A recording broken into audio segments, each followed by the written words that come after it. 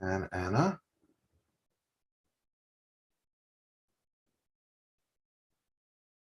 So this should be, I'll have to edit this later, but it is share to a page.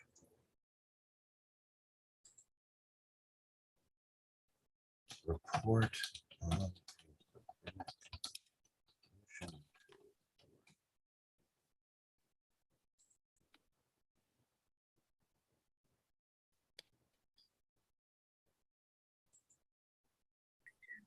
meeting is now being live streamed. It is 7:29. We've got a whole bunch more to admit, but we are almost at 50, but we will be starting in just 1 minute. Welcome, everybody.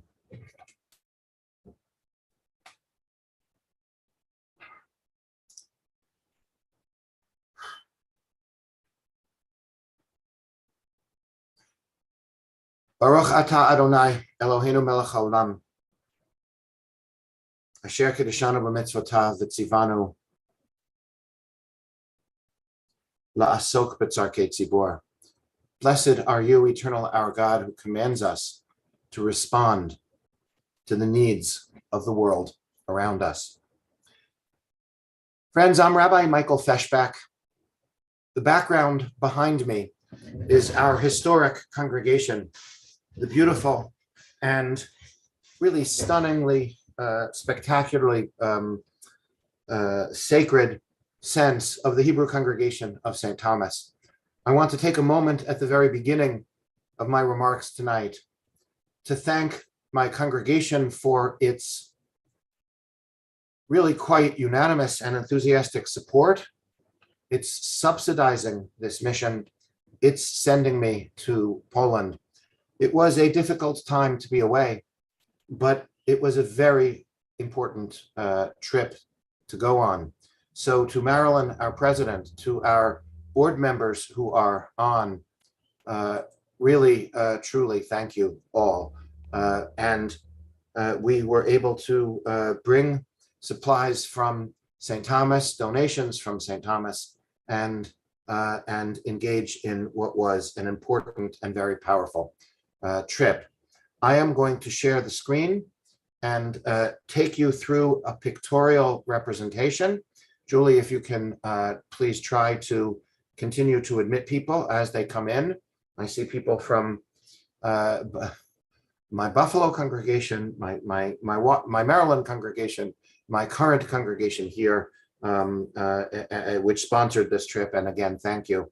And people from all over, including relatives of mine. So my aunt is on from Florida, and I'm sure she will at some level keep me honest, if not during, then after. So we go to the share screen and hope this works.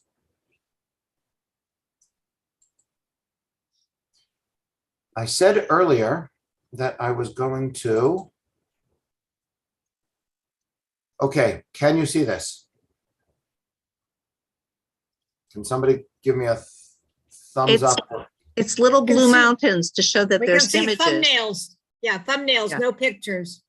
You can't see the picture yet? No, Oh, they're all little just blue mountains. Oh, that's a problem. Let me try Maybe that. if you click on one of them, I did. Okay, it looks like it's loading. okay. I have the picture on my screen, so that's all right. Let me go to choose remove spotlight. Go to the full screen. Okay, I'm going to turn the share screen off for the moment. Stop share. Let me spotlight myself. Maybe the spotlighting was the issue, but okay, let me turn the participants off for the moment. The chat off. And let's try this once more. Share screen. Okay, now you should be able to see the blue dots, right? Yeah, Can you, okay, now I have a picture up. Can you see the picture? No, not yet. That's a I problem. sent you a picture of what we can see.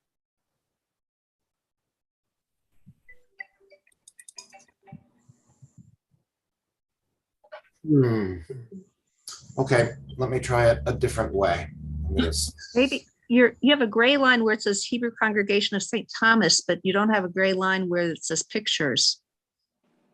And your listing of things on the Okay. left-hand side. Stopped the share. And now I have this up and I'm going to start the share again. No, that's not it. Maybe close your pictures and then reopen them. Yes, that's what I have to do.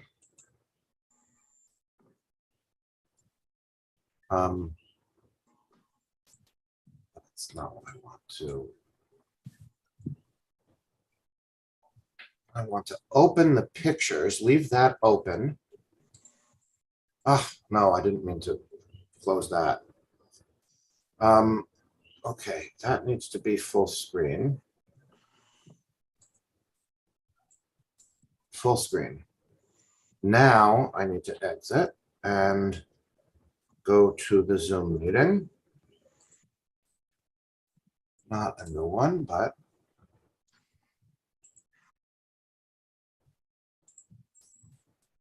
I suspect this will work now, but I'm sharing the screen of the actual picture.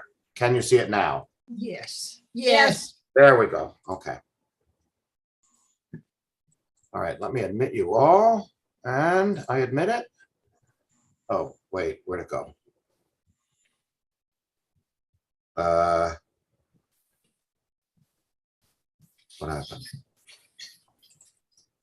There we go. That should be a picture of me with the bags. It is.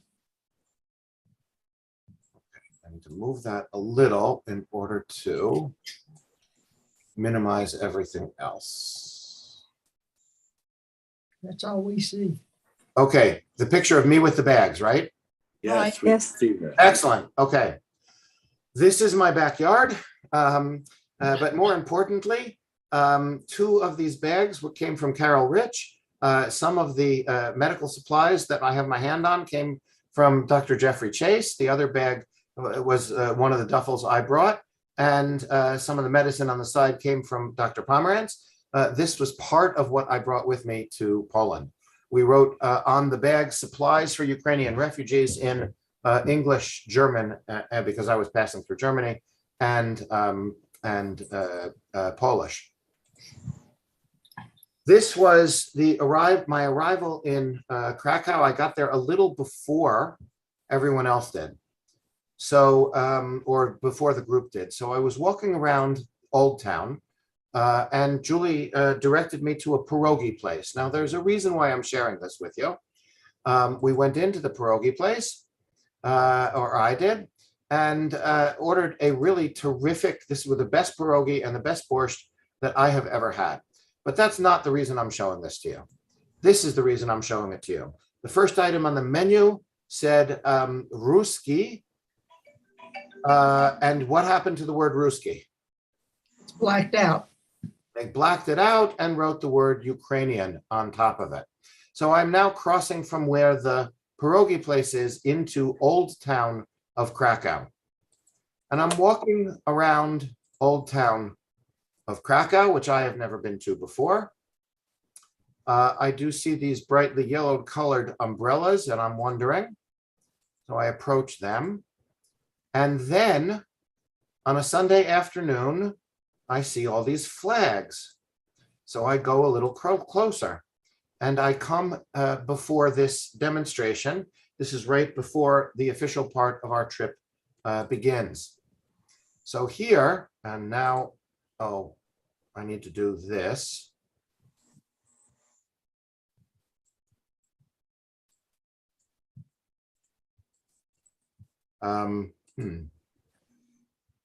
Okay, you can't hear the sound, can you?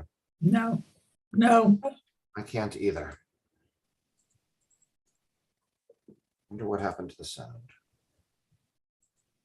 Well, the sound should be playing, but they are singing at this. There are other videos that I wanted to share with you, so I hope we can. But here they are singing the Ukrainian national anthem. Never Is your perished. volume turned up? Yes. Never perished is Ukraine, nor her glory and freedom. Wait, there's one setting on optimize now. Try this again.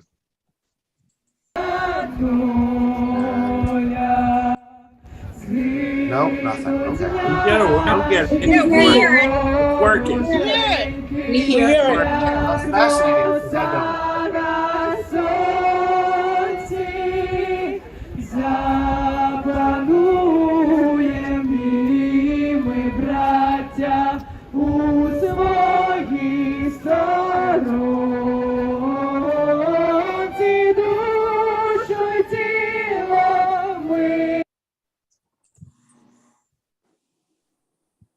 Do you hear this one?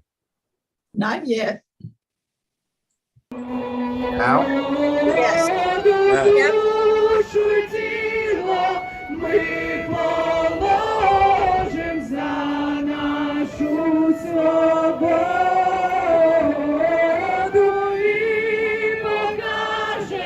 So what is this that you're listening to?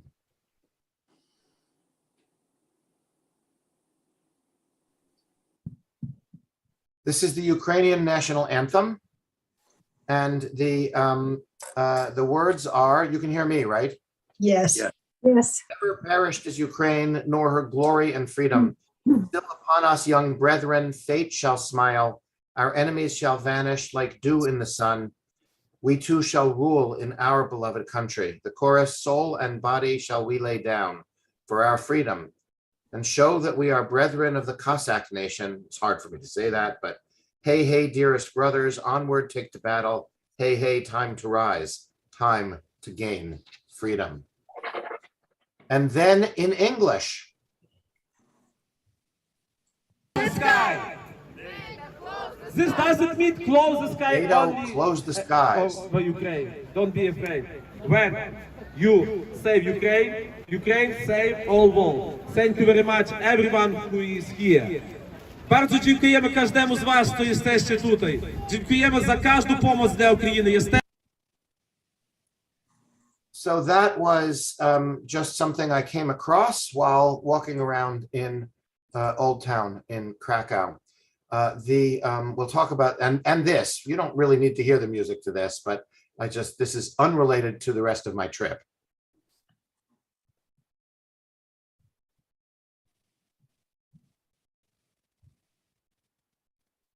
The volume almost doesn't matter on this one.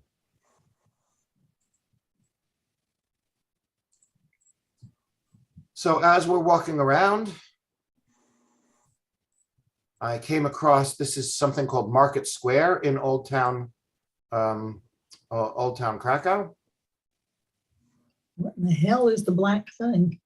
That the black thing is my admitting somebody. The market stands, but then I start noticing Ukrainian flags everywhere. We are now gathered together for Sunday night dinner. Standing in the center is Rabbi Jeff Salkin, who tells the story of receiving a phone call from his brother. Now, Jeff, I happen to know, is a fairly new grandparent. And his brother says to him, so what are you going to tell your grandchildren in 10 years and 20 years that you did about this? And so he went ahead and organized this trip of what turned out to be 28 rabbis from North America, Europe, and Israel. We wound up bringing 2 tons of supplies, $750,000 in donations and counting, but also something more, which we are going to come to now. At the dinner, we were asked to stand up, introduce ourselves, and give an answer to what mitzvah, what Jewish value, what commandment we are responding to in our own minds by coming on this journey. Here is what I said. Those of you on island will remember the hurricanes of 2017, two Category 5 storms hitting us right in a row. We refer to it as a Category 10, and we refer to Irma and Maria by one word, Irmaria. I learned something very important. Even though I had just moved to the island, I learned that we are not an island, even though we're on an island, that no one is an island. This Jewish community here in the middle of the Caribbean has always existed with, and frankly depends on, the support that we get from all over the world. Never was that more clear to me than the help we got after the hurricanes. From my point of view, we got a hand, and now I felt called to give a hand. That is the mitzvah that I was responding to. Here is what other people said. V'yadata et hanefesh hager, et nefesh hager. You shall know the soul of the stranger. Or, lo alecha hamlacha ligmor. It is not incumbent upon you to finish the task. And here I have an asterisk because early on in the organization of this trip, we received some blowback from people. What good are you doing? Is this just a photo op? Is this what really is? It is, you're taking attention away from other crises. It's absolutely true that there remain crises on the Mexican border, that there remain Afghan refugee crises, that there remain horrors that are going on in Africa. I don't think that responding to one, you have to respond to everything in order to respond to anything.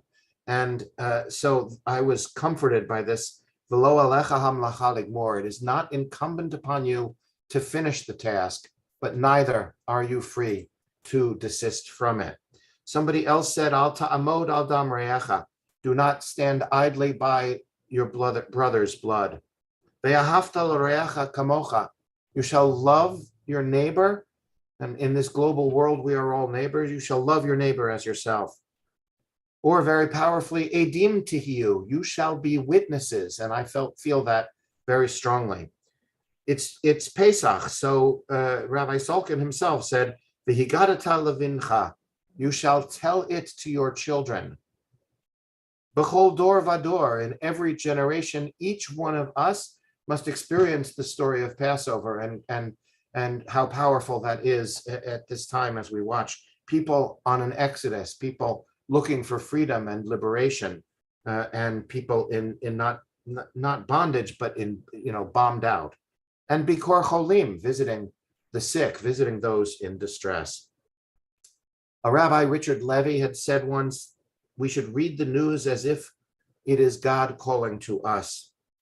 And Jonathan Ornstein, who is pictured here, the CEO of the JCC in Krakow, who we will hear more about later, said that for many, Jews in Poland are an afterthought.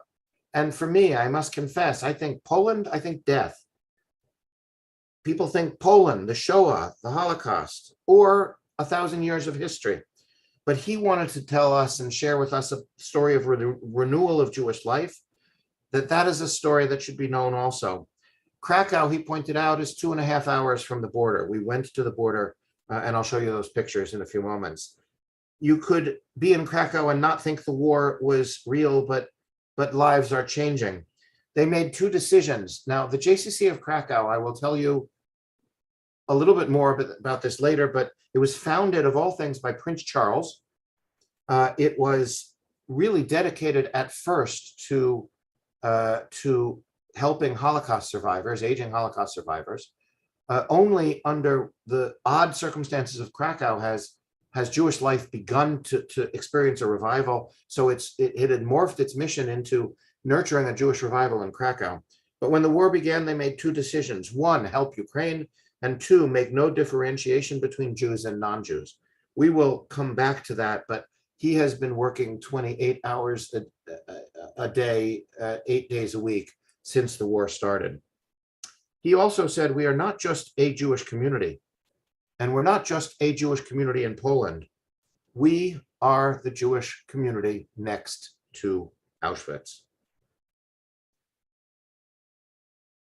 And the other thing he said, and I heard this from other Poles as well, we didn't do what we needed to do 80 years ago.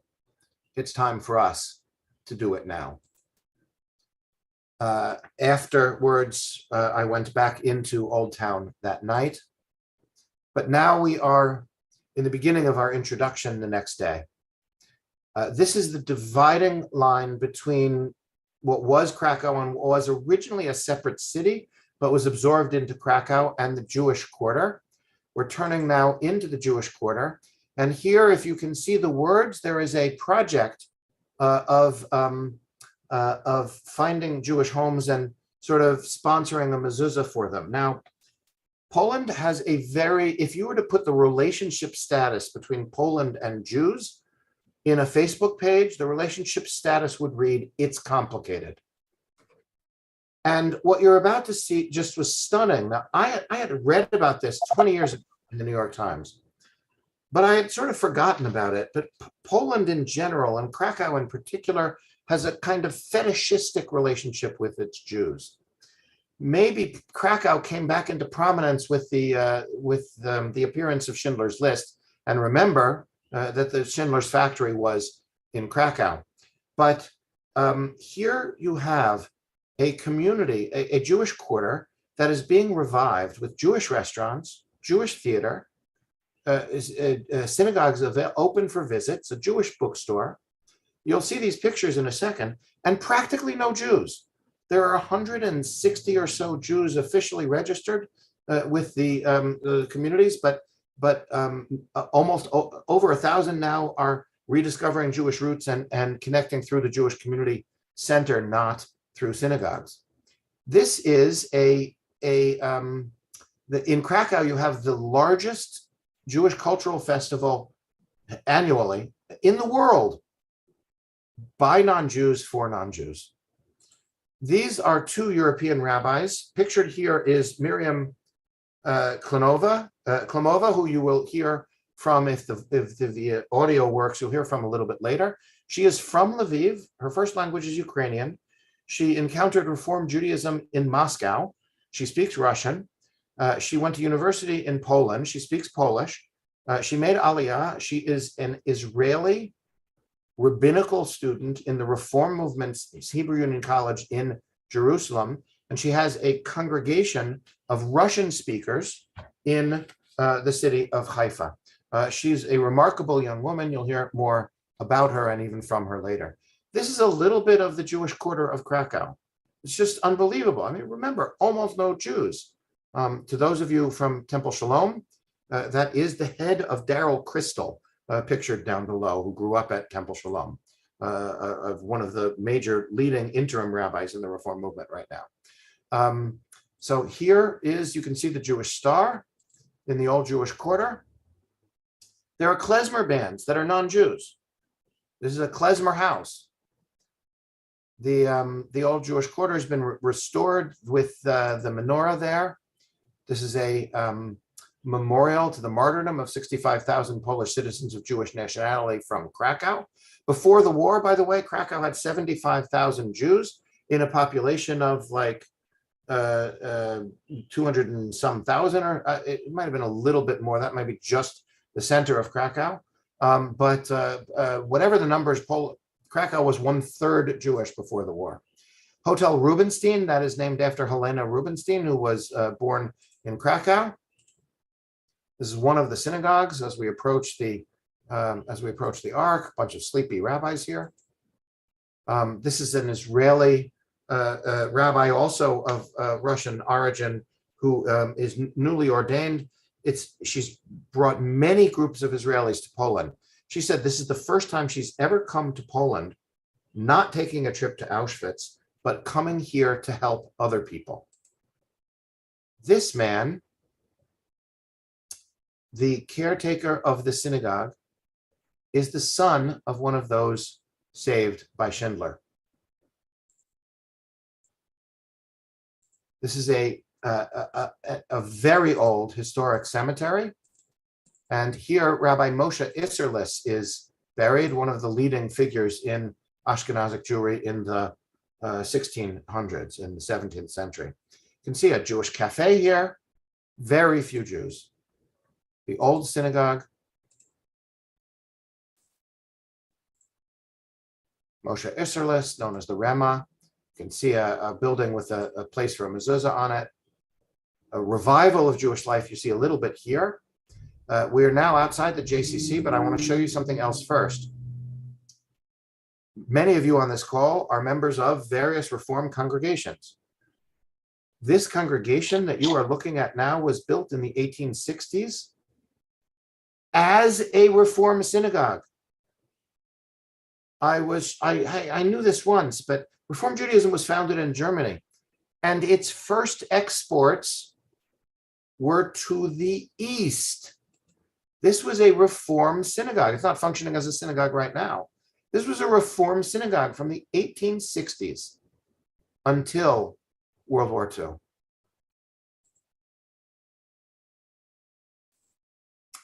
Here is the Jewish Community Center of Krakow. The sign says welcome in Ukrainian. And I tried not to take any pictures of Ukrainian refugees, but you can see the backs of people's heads. This is the group of rabbis are about to go in, but the people in front are those online to just pick up supplies. This is worth a sermon in and of itself. This says po-lin. In Hebrew, the words po, you know, means here, but lin means I dwell temporarily. It's a very interesting statement because it sounds like the name of the country, Poland. But to say I'm here temporarily, is that about Jews in Poland in general because of what has happened to us there? Is that about the Ukrainians who are coming? That's a very powerful sign.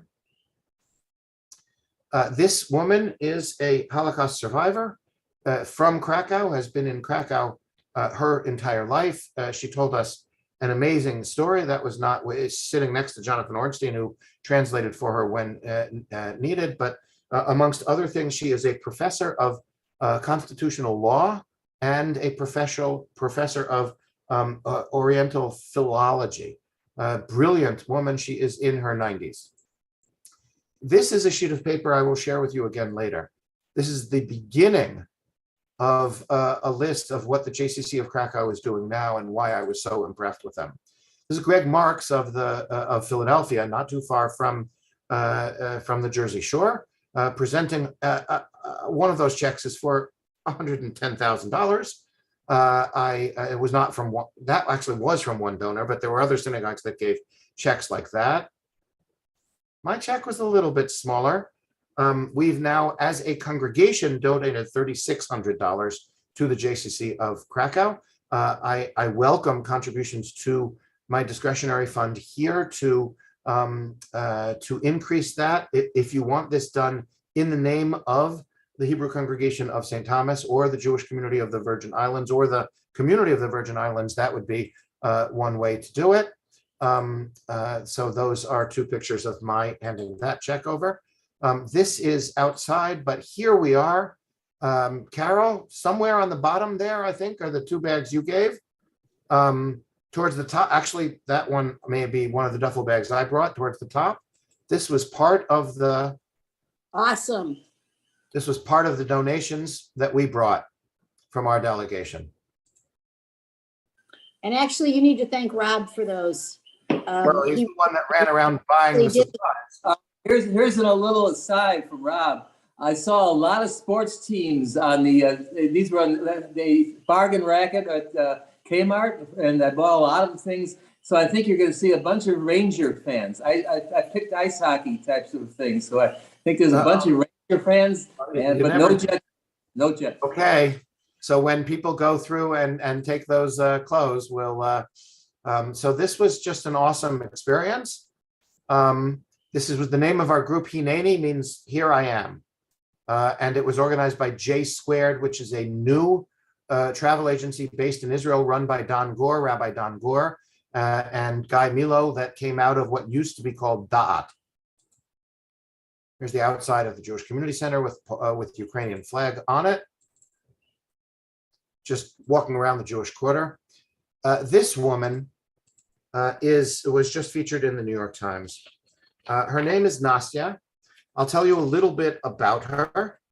She comes from Mykolaiv. She had a vegan restaurant there. Husband, daughter, who's 5 years old, and parents. She took her daughter and went and left, came to Romania, and then eventually to Poland. She didn't want to register under refugee status, but she got she was put up by the JCC in Krakow for 2 nights. They would have put her up for longer. By Monday morning, she reported she had found an apartment, which is amazing because Krakow now has, I mean, it's true that Poland has almost 3 million refugees in it right now. Krakow itself has 200,000 Ukrainian refugees. The city is 750,000 people. Can you imagine the increase in population in a short period of time? She found an apartment somehow. So then she got hired by the JCC, but she's sharing her experience with us. Her native, Mykolaiv is a Russian-speaking city. She won't speak Russian even to her husband anymore. She doesn't want Russian in her life. Her daughter, who's 5, learned Polish in a month. And somebody asked her, when Ukraine wins, will you go back? And she said, look, no, this isn't just Putin. It's not Putin who's raping kids. It's not Putin who's killing parents in front of their kids. It's not, you know, first of all, by the way, she has Armenian roots. So what she said, and we can debate the term if you want to, she said, this is the 3rd genocide in my family. Will you go back? She said, go back to what? My town has been leveled.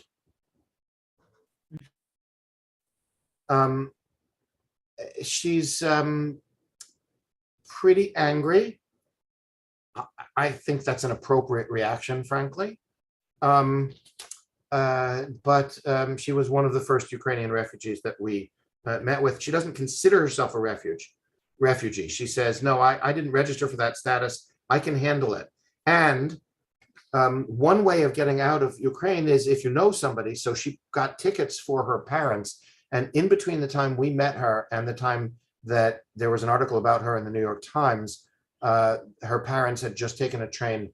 And if you have a ticket, and are going somewhere, you can take the train all the way to Krakow. So they didn't, it's, you know, to those of you who talk about Ellis Island, remember that Ellis Island was only for those in steerage. Those who had 1st or 2nd class tickets sailed right on by Ellis Island and got off more easily in their port in New York. So the border crossings that we are going to see are for those without connections to go further on immediately.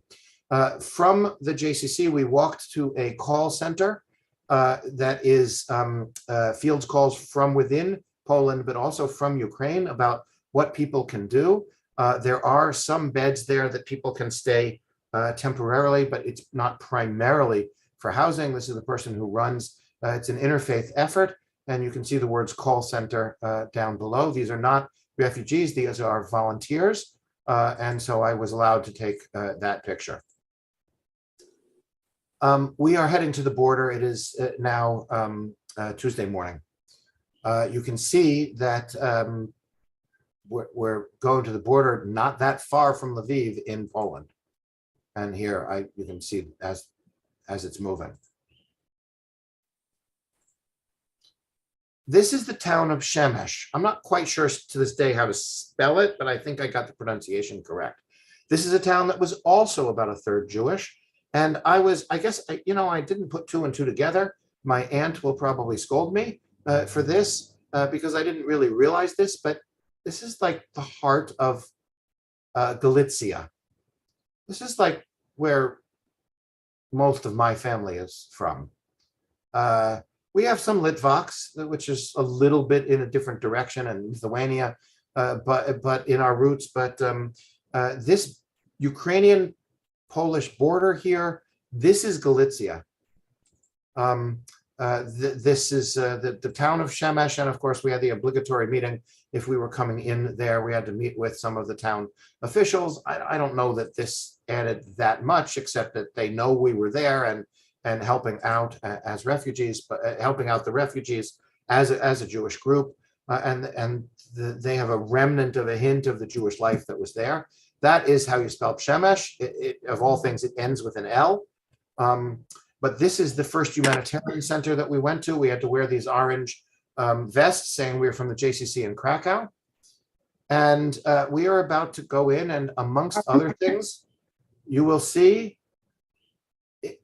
if you were Ukrainian, not Jewish, crossed over the border, came to one of these things, you would think that Israel and Israelis were half the population of the world.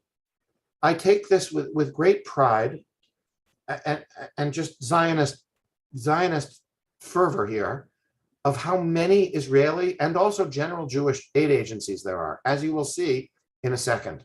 But before we go in, you see Jose Andreas and the World Central Kitchen, which is all over the place. And those of you who have any experience cooking and might be interested in doing this, they are taking volunteers, but not just anybody, those who have logistical or cooking experience. Jewish Agency for Israel. This is a huge this used to be a mall, the area that we are. The mall went out of business about 8 months ago, and there were plans to reopen it, but now it's used as this refugee center. Look at this, Hadassah, Natan, the Joint Distribution Committee. Yeah, there's the Red Cross too, but I mean, it's amazing. Here's Hashomer Hatzair. Later on, you're going to hear what they do, although I'll tell you now, they run a camp for kids so that the moms who come in can, like, go take a shower and go process papers without the kids clinging at their feet. So here's Hashomer Hatzair. This is not a place that people stay for many days, but I was able to take this because there's nobody sleeping here at the moment, but many other rooms in this mall area had people sleeping on cots and mattresses as we were there. Supplies donated, walkers, strollers, water, other drinks. We are now heading towards the border, and you can see buses filled with supplies. They're stuck at a crossing, but our bus is going a little faster than they are. Buses filled with supplies going into Ukraine. There's Greg Marks. I heard somebody say earlier that he was ridiculous. What's ridiculous? I'm sorry. Sorry. I got that. I couldn't get back in. Oh, there it is. I can't get the sound. Somebody just said this is ridiculous. Are you okay? Okay. Okay. Listening to the rabbi, but all of a sudden, when I answered your call, the volume went. Oh, sorry. Okay. Can you guys mute yourselves if you're not addressing me? Can you please go back to mute? We are now at the border, and it's hard to describe in words. So I'm glad. I hope the pictures are working. It's hard to describe the tent city that's at the border. WCK is World Central Kitchen, but look right in front of that. That's the head. She's Israeli, I think, originally, but she's the head of the federation in South Carolina. She's wearing a shirt that says Jewish Agency for Israel. You get it? Guys, I'm gonna have to mute you. Julie, can you mute the participants, or would that mute me? Okay. I don't think so. I can. All right, I'll do it again if people don't. Look at all the different groups. UN Migration, World Central Kitchen. There's our group. Okay, I didn't know what I was taking a picture of. So one of my European colleagues who speaks Ukrainian, told me, you just took a picture that says Jesus saves. So, all right, I retook this picture without the Jesus saves on it. But Christian group, UN Human Commission on Refugees, Operation Blessing. This is people giving out cell phones, community care, disaster relief, Humanity First, United Sikhs. This is the Sikh community. We are now at all right, I'm going to try to do something here. 1 second.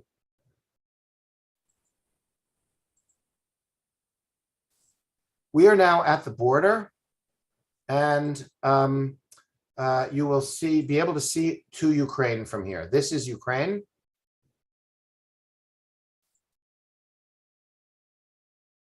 There were actually some people going back. You can't go back and forth. So if somebody came and decided to go back into Ukraine, that's it. They're back in Ukraine. But I did see one woman and her daughter come over. And they looked quite dazed. Somebody gave them cookies. Somebody gave the girl, I'll come back to this picture in a minute. Somebody gave the girl a cookie. The woman stopped at that orange booth to get you can see the sign for it behind me, to get a telephone, and they were just sort of like, didn't really have any sense of where she was going. And that really brought it home to me. And then we were told the following, by the way, do you see the blonde guy behind with the Bukharin kippah? That is Or Zohar. He, I believe, will be coming to St. Thomas for a Yom HaAtzmaut Day concert with his wife on Wednesday night, May 4th. So 2 weeks from tonight, he will be with us in St. Thomas. That's Or Zohar. So this is where we heard the following. If somebody is tied to the Jewish community in Ukraine and they come across the border and they are wearing the following letters, the letters are IL. Somebody from the Israeli delegation will meet them, pull them aside, bypass this tent city, put them in cars, send them to Warsaw, put them up for a couple of nights in hotels, work with them on papers, and fly them to Tel Aviv within a couple of days.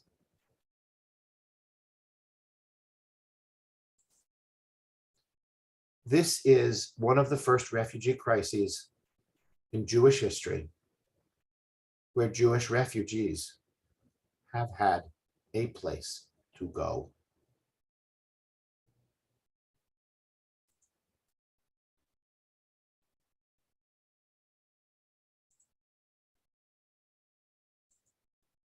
We are now at a second refugee processing center. This is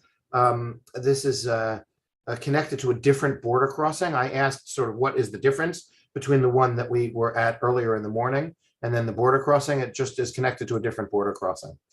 We met a nice young Polish Jewish woman working for the Norwegian Refugee Council here. And she was intrigued. I introduced her to Miriam Klinova and said, wait, you're rabbis, you're not Orthodox? And so Miriam spoke to her a little bit in Polish about the concept of liberal Judaism. So I did my job in connecting them.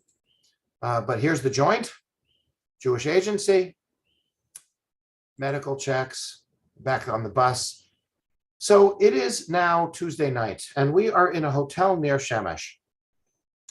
And we are going to do a model Seder or a mini Seder. It's not Passover yet, but we're doing a model Seder. Who is this for?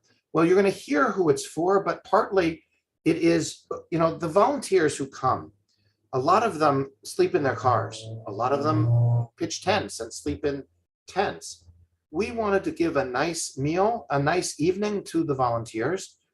Part of it was for the Israeli and Jewish volunteers. This is my rabbinic delegation, but I'll show you other pictures in a minute.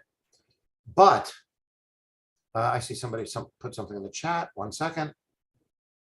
Oh, Amy, yes, Greg was your housemate at Oberlin in the 19 whatevers. There's Greg facing us now. But these are not just Jewish volunteers, and for many people, this Seder was their first experience of a Seder and an introduction to other Jews. So this was a remark. I mean, I thought, is this a Seder for refugees? Who are we doing this for? Turns out to be the volunteer organization. So you're going to, if this works, hear from some of those organizations in a minute. But as you can see, in local dress, some of them are Polish and Ukrainian workers coming from nearby villages. This is the welcome. This is the organization that's sponsoring this. There's Rabbi Salkin, Jeff Salkin. There's Jonathan Ornstein. You'll hear from him in a minute. And I didn't start recording these until a little later. So now the question is, are you going to be able to hear these? I'm going to need somebody to unmute. No, stop. Move it back. Do this. Do this. I can't hear this, but I think you can. So please, somebody let me know if you can hear.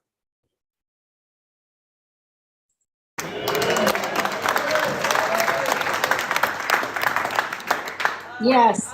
Yes, Great. we can hear. So listen to where she's from. She says it toward the end. That come from all over the place.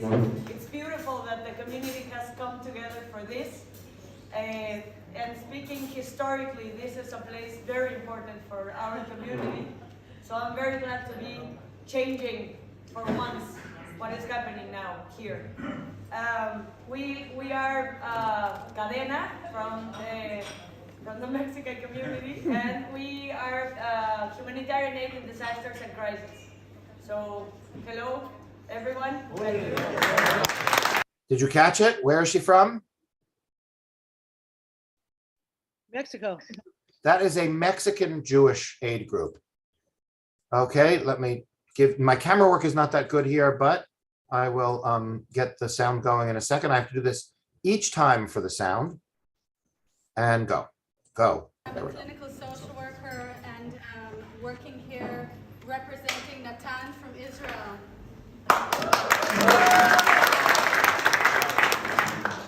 We have an amazing team. We have 3 doctors, 2 nurses, 1 medical social clown. We have with us logistics, and we have Gil Reines, the head of our team leader. I'm also leading the psychosocial support. We're here with Red Cross, we're here with Hadassah. We've been collaborating with Ebenezer, we've been collaborating with Cadena, and with some other organizations here, and we are so amazed to be a part of history and to be here with you all, and thank you so much. So that is Natan, a medical organization from Israel. This is an Israeli NGO. I have to, so you can hear this, I have to go through this each time and play. For the invitation, first of all, we are Topaz. We are a small NGO from Israel, a task force of social workers and psychologists that specialize in trauma, that speak the language, and we are very happy to be here with everyone. Thank you very much. One more, the next one more here. The next one is Hashomer Hatzair. But again, 1 second, stop, go back, and sort of, even though it's on that, there we go. My name is Ilan. I'm from the organization, from Shomer Hatzair World Organization. We're operating the kids area inside the refugee camp. We play with the kids and give the mother some relief and some free time. And yeah, I mean, we're doing a lot, but that's what I have now.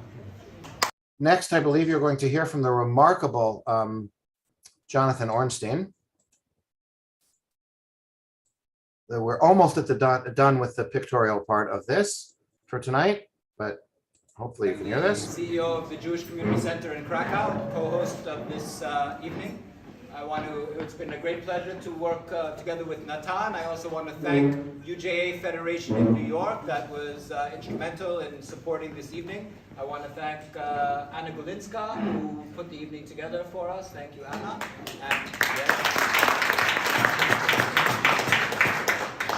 I think at a holiday that celebrates the exodus of the Jewish people, that celebrates freedom, it's important for us as a Jewish organization in Krakow that's operating all the time, year-round for 14 years, trying to rebuild Jewish community after the Holocaust, at a time when the Holocaust happened because most of the world remained silent.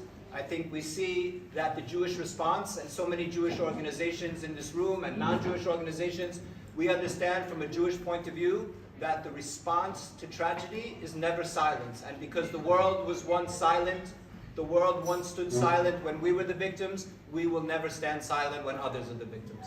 So I have one or two fun moments I wanted to share with you from the Seder.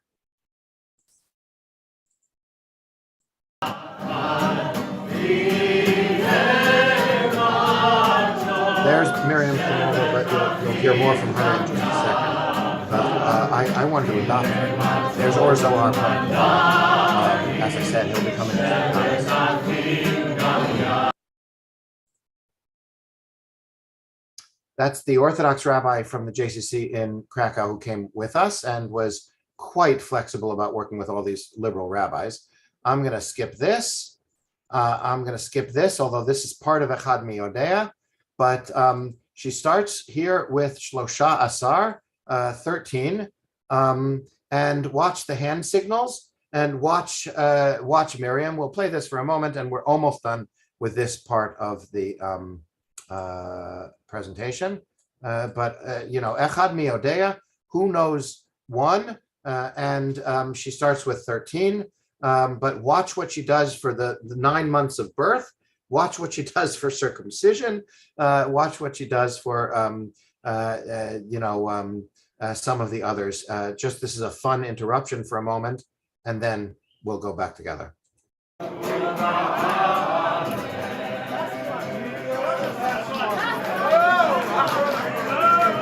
attributes of God. Kindness.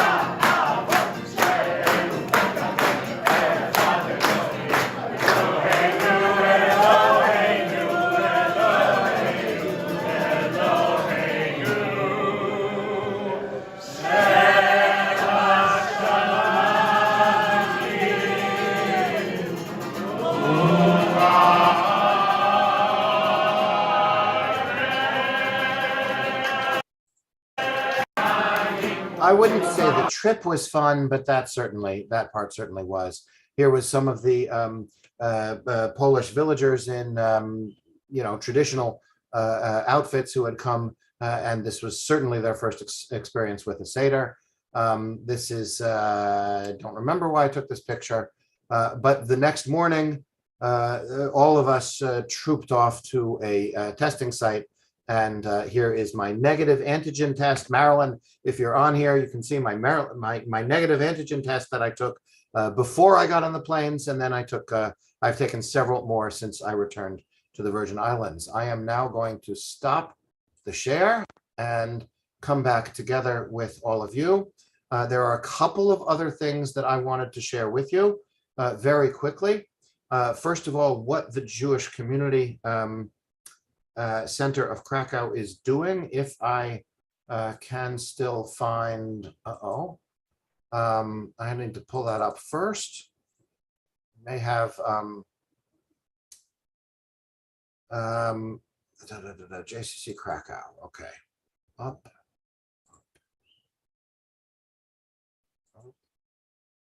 Screen share, JCC Krakow.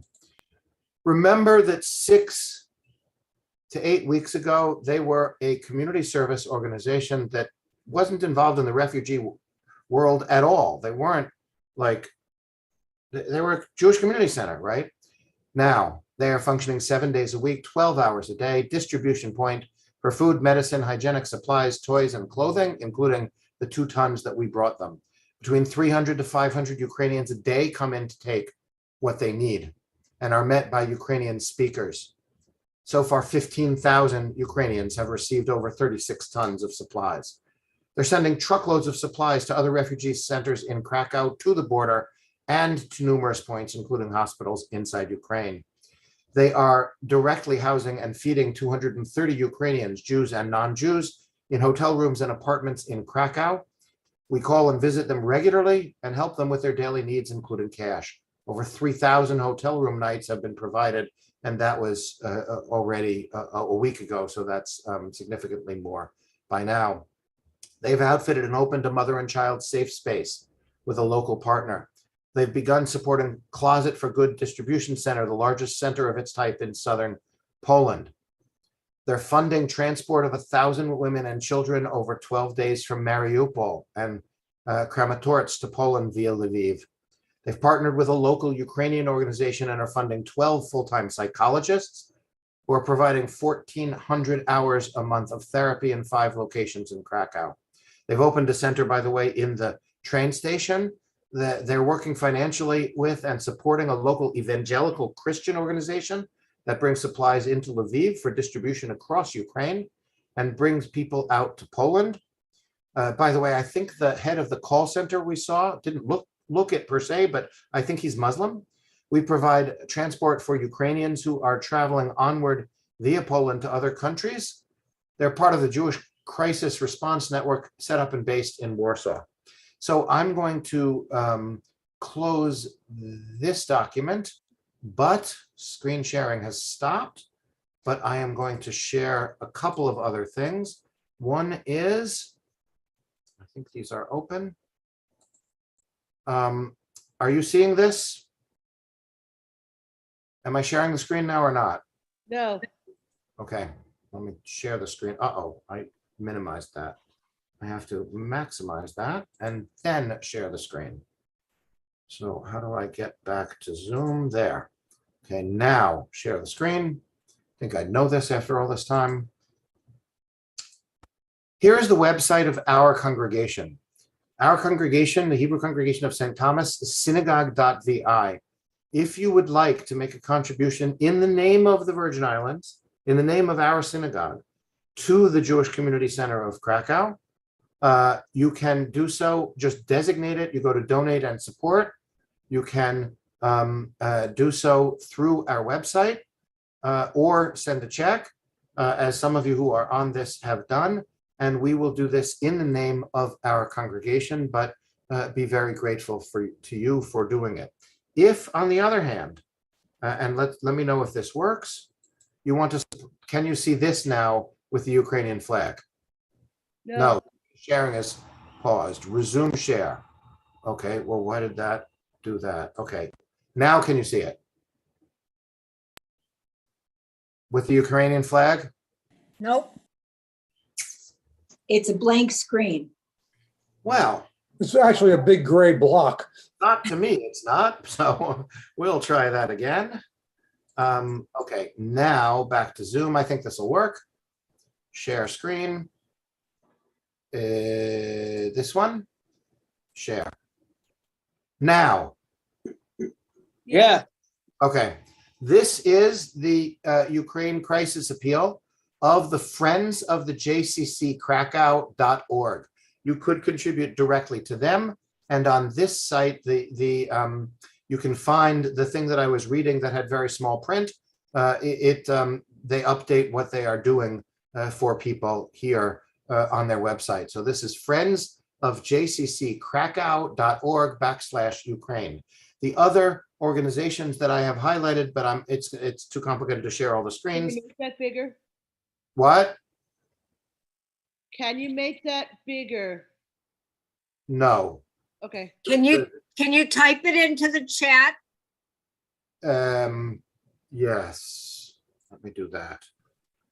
The other organizations that I had highlighted here, but I think I'll just go to questions first, were the World Central Kitchen and let me stop the share, go to the chat. All right. Well, my congregation sponsored us, so the very first thing I'm going to do is the website for our synagogue. So with apologies, but that's synagogue.v to my discretionary fund. Attention Ukraine relief, and we will know what to do with it. So that's the first one. Second thing here is Control V, Friends of JCC Krakow. And the other two organizations I wanted to recommend were the AFIA Foundation, which brings medical supplies. You can Google that, and World Central Kitchen. And I know there are people who are on this program tonight who are not Jewish, who might prefer to make a donation to a general organization, not a Jewish one, but please remember that the JCC of Krakow is making no distinction based on religion in terms of who receives its services. So I am going to go back now to gallery view. We are still recording this, so please keep that in mind. I am happy in about 15 minutes to go to a portion if people want to speak and talk after the recording is over. If you want to observe privacy for that and not share anything now, but I'm going to gallery view and I will be happy to take questions. Remember that we have on here, we were up to, I think, 8. Rabbi Perman. Hello, Rabbi Perman. From the Pittsburgh area. Hello, Rabbi Perman. We had at one point 80, we're down to 66 now, but I will not be able to see you automatically. So as you're speaking or unmuting with a question, please identify yourself.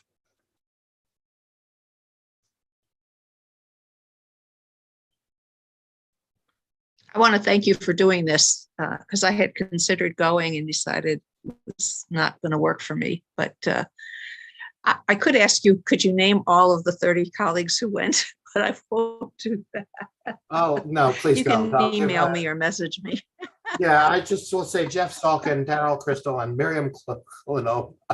Boy, she really made an impression on me. Okay, I mean, I saw Don Gore. I know Howard. Gore, Cy Stanaway, Evan Kent, Don's husband, Cantor, Evan Kent was there.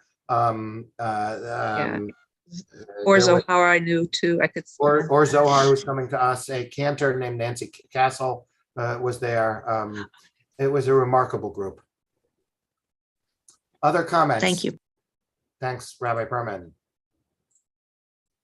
And Rabbi Perman, I look forward to seeing you. Rabbi Perman has been to remove all spotlighted videos, and I'm going to wait, spotlight for everyone. Rabbi Perman has been to St. Thomas. She somehow snuck onto a cruise of conservative rabbis. I congratulate you for your being able to do that. But we had a nice lunch at Oceana. But I look forward to seeing you in the Mid-Atlantic area as well. Any other comments, questions, thoughts from anybody? Is that my aunt waving? Charlotte, you wanted to say something? Go ahead, unmute, please. You're speaking, but you're muted. I've never known my aunt to be mute. Okay. There we go. All right. First of all, the name of the town is B'Shemeshol. And when we were in Israel, we were going in a cab to the diaspora, and we happened to have a Polish cab driver, and he spelt it for me, and he told me how to pronounce it. So as I said, it's B'Shemeshol. My mother, and therefore Michael's grandmother, were born in B'Shemeshol. Whoa, I had no idea. Yes, that's what I was trying to tell you. B'Shemeshol is our heritage, that we were there. As I said, my mother was there, and that was my real mother. Wow. I'm talking about. Wow. And people have to understand, my mother died when I was 10. So that's why I'm saying my real mother versus my second mother, who was wonderful. But anyway. Thank you. Thank you to my aunt.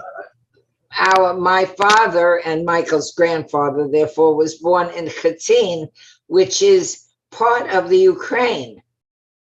So, Charlotte, let me introduce you to Carol Rich, who's on here somewhere, whose family is from Khatin. So we must be relatives. Okay. Right? So, okay, thank you. Any other comments? And my husband's father also came from Khatin. Yes, my grandfather was from an area that is now part of Ukraine and was once called Bessarabia. Right. So mentioning that, Rabbi. Yeah, it was a province that was a ping pong ball between Russia and Romania. Wow. And, Exactly. That's the problem. So That's the problem in this part of the world with identifying countries, because, you know, was it always that country? Often not. No. Other comments, questions, thoughts from anybody?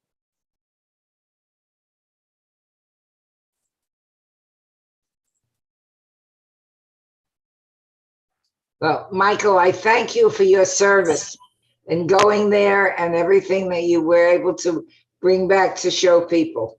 Well, my president, Marilyn Blackhall, is on the call, and I want to especially thank her. I have other board members here who unanimously, enthusiastically supported this. Marilyn, I'm about to add you to the spotlight.